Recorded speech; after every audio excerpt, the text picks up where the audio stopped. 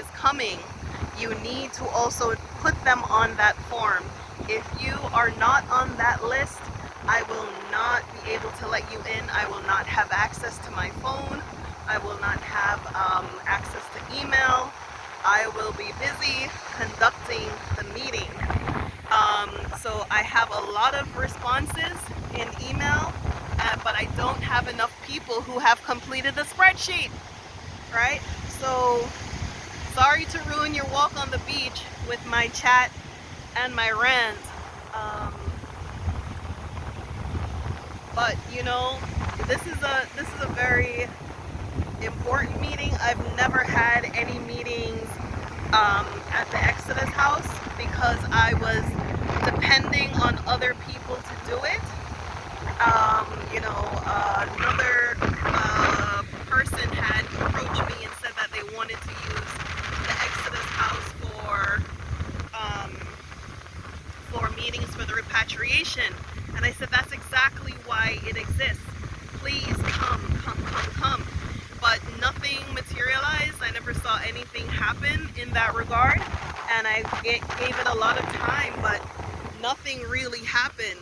So I'm just turning the camera around so you can get a good look at the view while I'm walking the beach. I don't know if you can hear me, but the wind is like. So yeah, I'm just taking a little break from doing the research and the work and putting that presentation together, because it's a very important presentation. It's a very serious presentation dealing with a lot of our issues, also dealing with what we need to do in regards to this vaccine, what we need to do in regards to our legal concerns and our roadmap going forward. So I will not be putting the content of that presentation on YouTube. I will be hosting a meeting on Sunday, the 31st of October at about 10 a.m. to Eastern Time, right? So you can also email me exodusafrica1@gmail.com, XODUSAfrica, the numeral 1@gmail.com, if you would like to attend that Zoom meeting, okay? So what exactly do we need to talk about? We have a lot to talk about. There's a lot that's going on, but I'm tired of the distracting news and the disinformation and the misinformation. And to be honest with you, I am slightly disappointed that so many of our African American brothers and sisters have not learned from history. They didn't learn from, you know, Marcus Garvey's movement, the Malcolm X movement, the Black Panther movement, you know, from any of the movements that had to do with the upliftment of black people. You always have these counterintelligence agents who put misinformation, disinformation, and falsehoods out there to try to subvert you know, thinking or coming together, because you see, the enemy can only conquer you if he divides you, okay? If he divides you, he has power over you because his power is very small.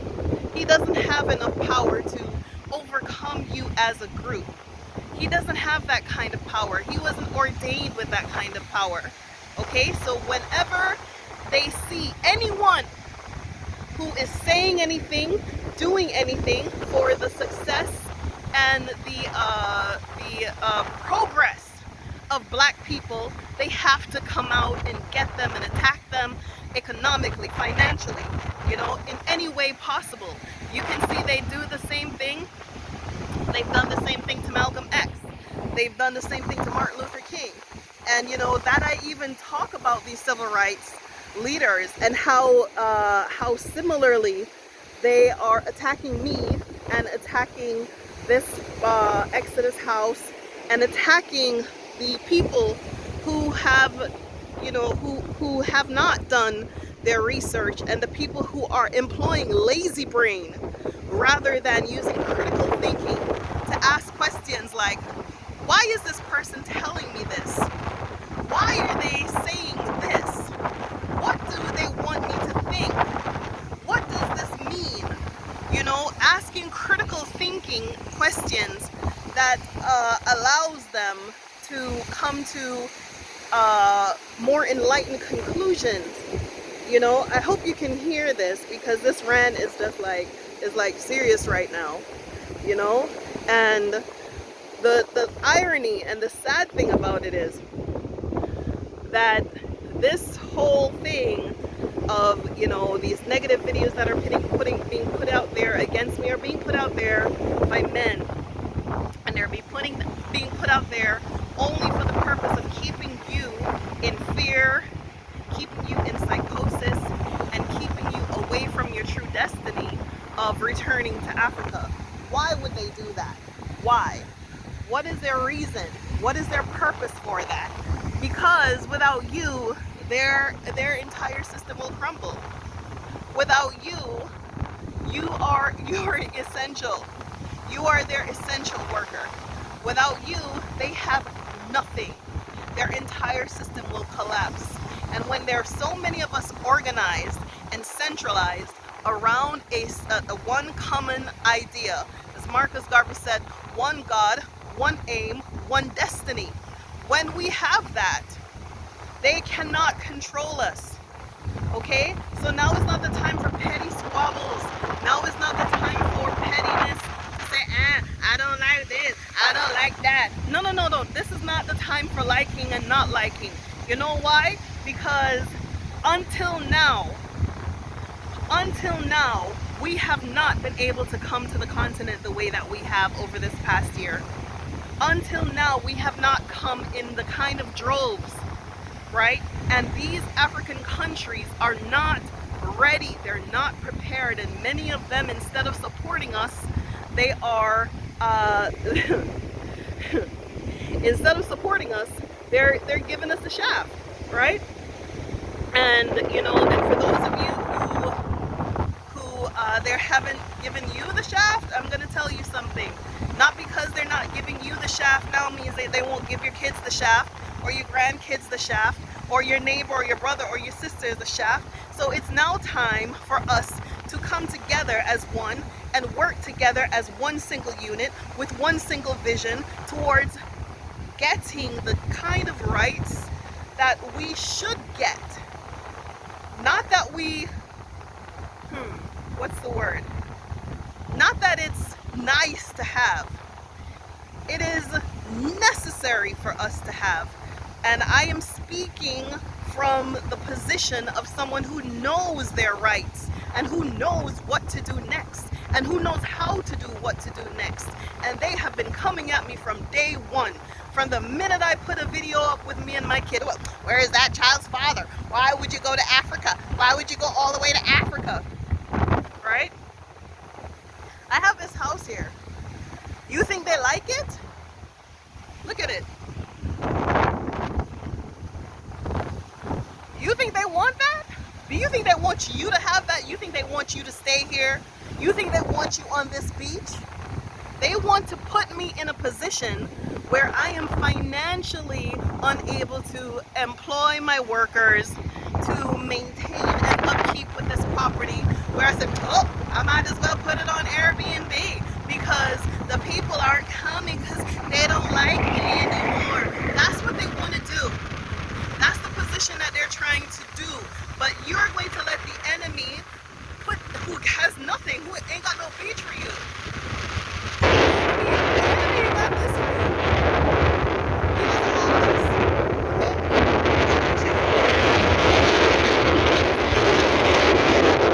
Right? He doesn't have no walks on the beach. He doesn't have any sunrise for you. He doesn't have any quiet spaces for you. He doesn't even know what he's doing next, much less to tell you what to do next, or show you what to do next, or provide for you any kind of strategies. but you want to listen to him. You want to listen to him. Well, let me tell you, if you're going to listen to somebody, you need to ask yourself some questions. Ask yourself some questions. Why? Why? That's what you need to ask yourself. Why? And after you ask yourself why, look over the historical context of what I'm talking about. Anybody who has ever said anything positive, good, uplifting for the movement of black people, for their betterment, where are they? They're there. You think I didn't know I was putting my life on the line when I did this? You think I didn't know that I was going to get attacked the way I'm being attacked when I started this? You think I was unaware? No, I am very aware, but I'm one for the fight. I'm one for the fight because I'm not alone. I'm not alone. I got many people who already know what's what, who are with me. I have my ancestors with me. I have the powers that surround me and protect me with me. I have my rights with me, okay? So I'm not scared of none of y'all. You don't like it? Tough, okay? I'm selling peace. I'm selling happiness. Look around you. What are they trying to sell you? What are they trying to sell you? Let me ask you something. If somebody says something, oh, she did this, she said this, why don't you talk to that person? Why don't you try to find out what really happened? You know, we have a wonderful lady that's here, Chastity. You know, she's a sweet soul. She came in June and then she came back again. And, you know, when she came, she asked Renee what happened. And I was able to articulately and documentally put things into perspective where she could read and see and understand for herself.